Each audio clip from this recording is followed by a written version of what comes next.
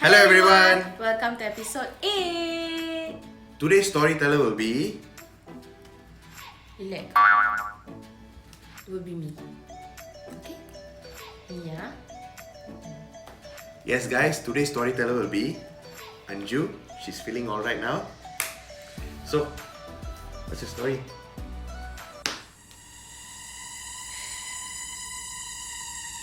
Wait.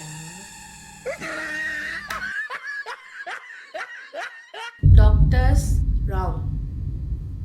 This happened many years back, okay, and it actually happened in the hospital, okay.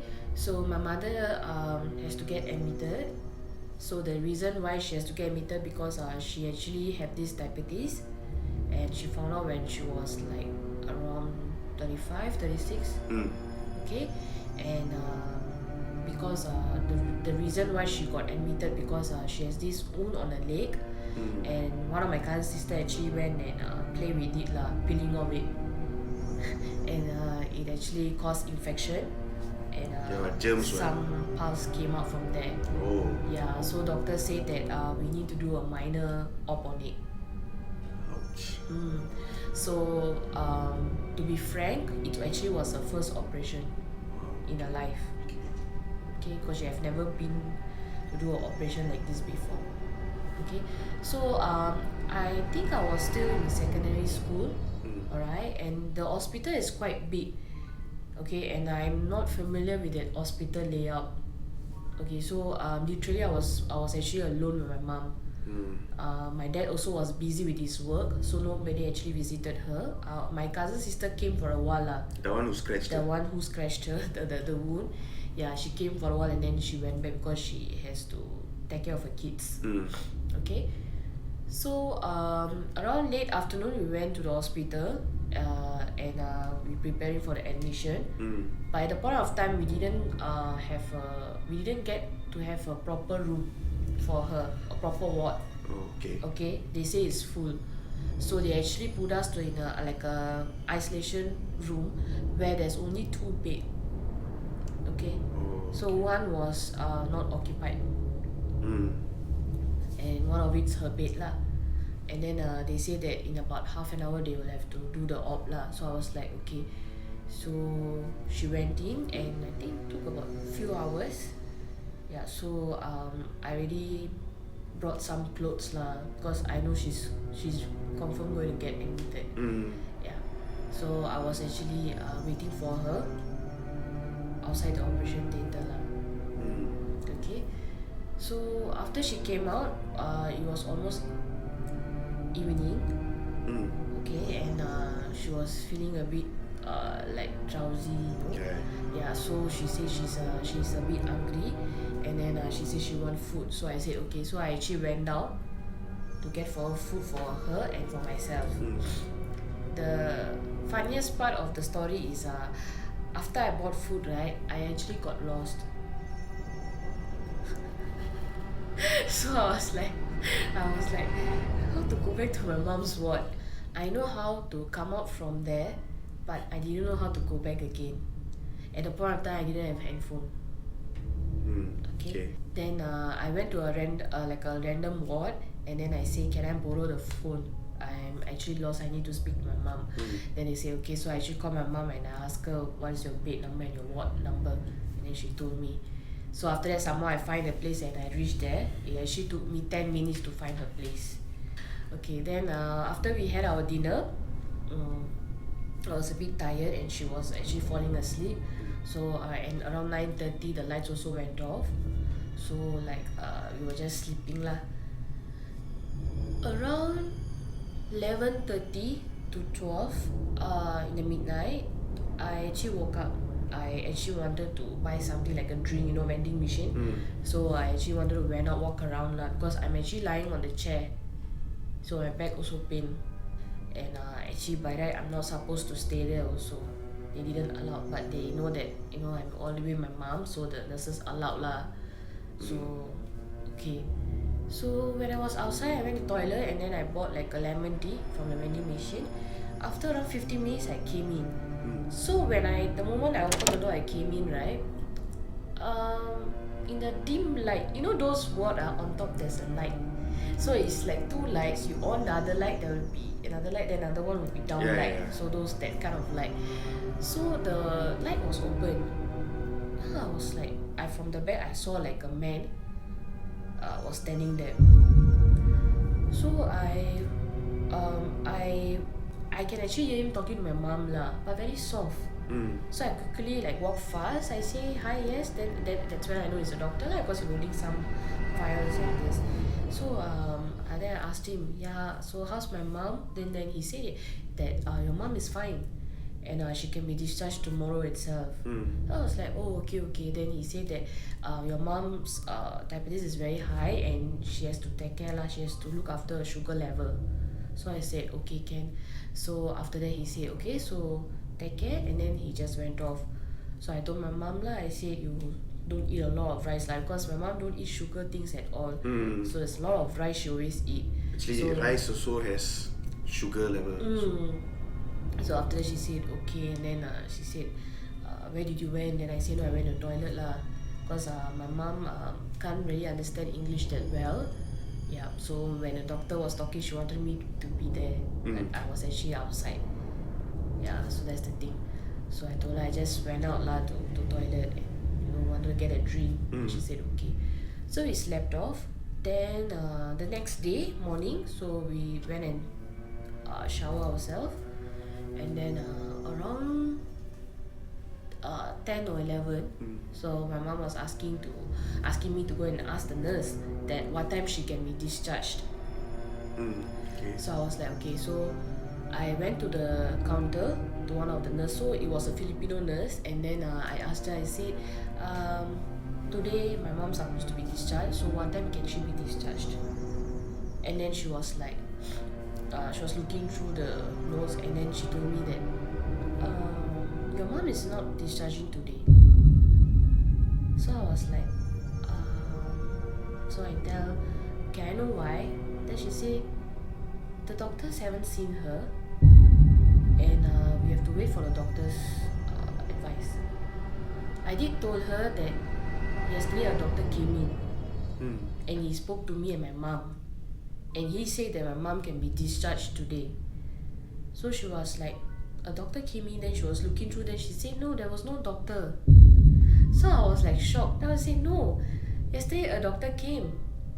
He was a Chinese doctor and he was wearing specs, and he told us that my mom can be discharged, and he also advised to take care of sugar level. And she said, okay, let me check. And then when they went a bit detailed investigation, after about 15 minutes, she told me that ma'am, actually there was no doctor came. I was so shocked to hear that. So I was like, I was keep repeating myself lah.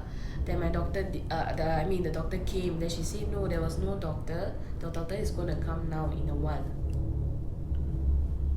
So I was like, so who was the guy was telling me and my mom that my mom can be discharged? That's right. So I actually went back. That's why I went back. I told my mom. My mom said, so what time? I said, no, today you're not going to be discharged. She said, why? Then I said, because yesterday was not a doctor. Then she was like, what? Then I said, I go and tell them that yesterday a doctor came and told us. She said no doctor came. Then my mom was like, what are you telling?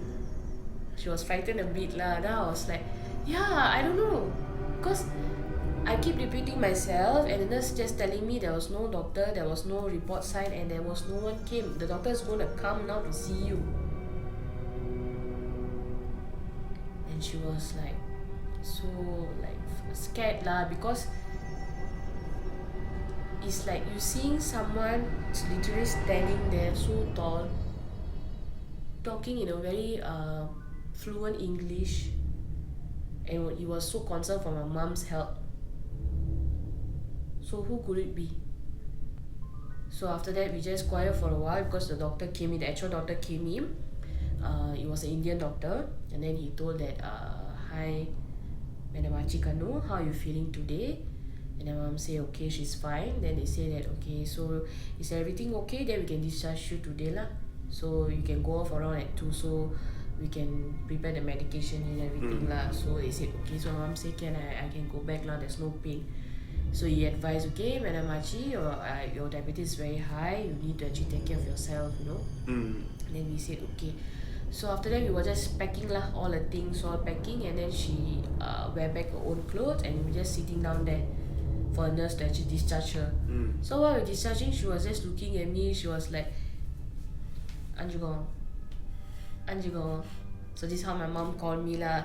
So I was like, what? Then she said, who was it? Because like we cannot get over it.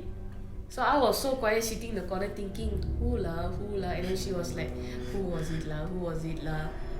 So it was like, we don't know whether want to laugh about it, but of course in front of me she like smiled and asked me joke about it, but we both know inside we were so frightened. Yeah, because we were so frightened. You all literally saw someone. Yes. You all can even identify him, like yes, we saw. So like what I told earlier, it was like a Chinese man. He's very tall, very slim. He's quite fit, wearing a specs. So that guy is like, he looks very young, like as though he just graduated. Because he sounds very young, like 25 to 27. He's very young. He's not old. He's not even 30s. He's very young. Because he has the features of like a poly student, you know. That kind of features he had. Young guy lah. Young guy. And the way he talk is like can know that he's a well-educated person. But he's very tall. So you advise him. So he was like, okay. So after the nurse came, then she gave the medication and everything. We went back in the taxi, and then my mom was like, keep talking about it lah. Then I told her that it's okay. Maybe it was a good spirit that she advised you lah. Take it in that way, because he didn't harm us. If he wanted to, he can harm my mother or myself. But when this happened, I was a bit brave because I felt like my mom was protected by him, because this is the same thing what the actual doctor advised. Maybe it was like a spirit or what came to just reassure her, then not to worry about anything. Yeah, because after the op, right, she was very worried. Yeah, she was very, very, very worried. She was keep saying like, I now have the wound. If next time if I got a bit of wound, how? So she was like very worried. After that, I said it's okay, never mind. You have to take care of your sugar level. Don't eat a lot of rice. So after that, only the midnight the doctor came. So when I was in a taxi, right, then I was like thinking, okay, maybe these are the reasons she was too worried. So I told her, it's okay, take it as the person advised you, don't worry, let's go back home and pray. And I told her, as I said in our previous episode, hospitals are very dirty. Yeah, so I told her the same thing. I said hospital is very, very, that's the most dirtiest place. A lot of deaths happen. You know, a lot of things, people just pass away like this over there without. So this could be a case where this person was a doctor or studying for a doctor, and tragically he passed away. He passed away with some reasons, and then maybe he was too into his job. Yeah, passionate about his job that he can't really leave it. But it's scary lah, like you coming to the ward and you actually see someone talking to your mom, and you also engage a conversation with the doctor. That is creepy. If it was me, I think I would have creeped out also. Once I knew that there was no doctor who came to speak. So I because when I told the nurse, right, she actually reassured me that actually no one came, because they went to a bit of further, I told you, further investigation, right? So that one is actually they went to check on the CCTV. Oh, they did check the CCTV camera. They did it for us. And no one came, because I did told them the correct timing. Because remember I said I ran out. Yeah, so the timing is around like 11:30 to 12, around there, in between this timing. So they start from there lah, the footage. And then because the nurse manager there, right, she was a bit frightened, because we don't know. It's here because anybody can come in. Yes, true. Yeah, it's the security is now only strong that visiting hours is this to this. So at the point of time you don't know, and the guy also was wearing a stethoscope. So only a doctor can. And the best part was there was a name tag. Full But uniform. I don't remember his name lah because I just look, because you know when you look your eyes will go In a around. glance lah. Yeah, so there was a name tag there. Wow. A black name tag. The name is written in white. So I was like, so I told them, so this all when the nurses was asking me, I actually told them lah. I say yes, he did wear this one.